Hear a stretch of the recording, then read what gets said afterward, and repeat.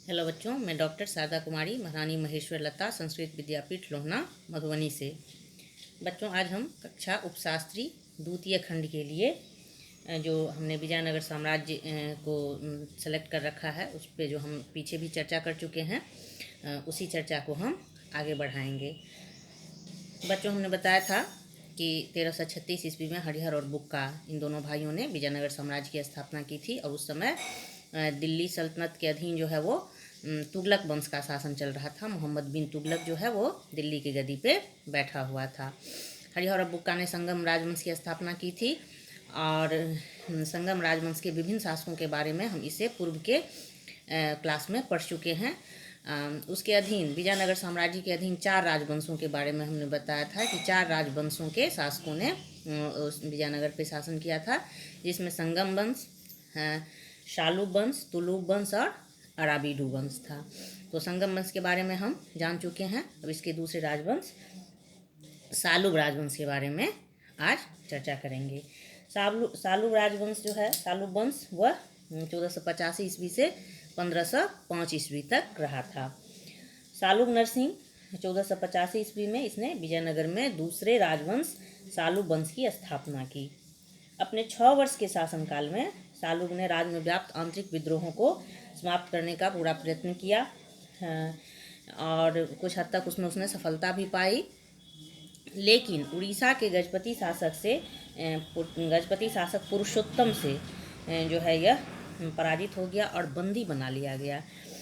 साथ ही उदयगिरी के किले पर भी गजपति शासक पुरुषोत्तम का कब्जा हो गया और बंदी के रूप में इसे जीवन व्यतीत करना पड़ा। हालांकि कालांतर में जब यह बंदी जीवन से मुक्त हुआ तो इसने कर्नाटक के तुरु प्रदेश को जीता और अरब से होने वाले घोड़े के व्यापार को पुनः प्रारंभ किया, यानी अपने राज्य को जो है इसने पुनः व्यवस्थित करने का प्रयास किया।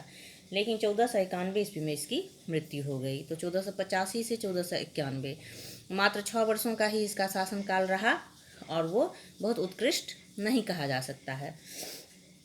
इसके बाद 1491 ईस्वी में इमाडी नरसिंह जो है वह शालूब नरसिंह का पुत्र था।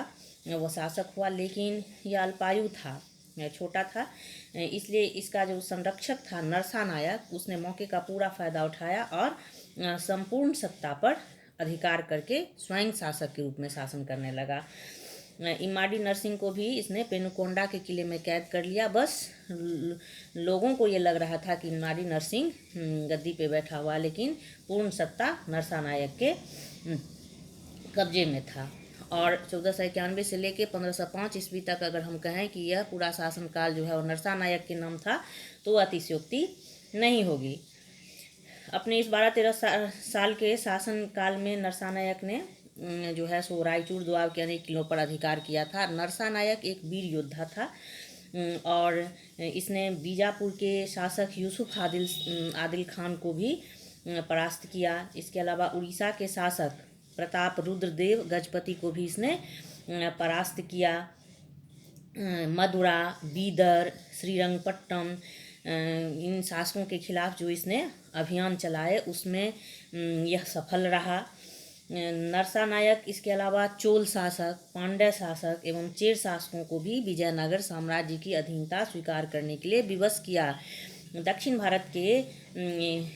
भारत में चोल, पांड्य, चेर शासकों का अपना एक महत्वपूर्ण स्थान रहा है और इन सबों को भी इसने अधीनता स्वीकार करने के लिए बाध्य किया। तो इसका तात्पर्य कि यह एक सचमुच में वीर था, जिसने अपनी वीरता के कारण जो है चारों तरफ से इस विजयनगर साम्राज्य को समृद्धि प्रदान की।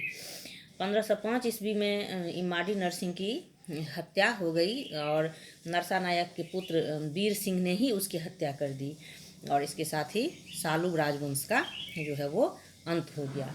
अब हम इसके अगले कक्षा में तुलुब वंश के बारे में पढ़ेंगे, जो कि वही वीर नरसिंह ने, जिसने इमाडी नरसिंह की हत्या की थी, उसी ने तुलुब वंश की स्थापना की 1505 ईस्वी में।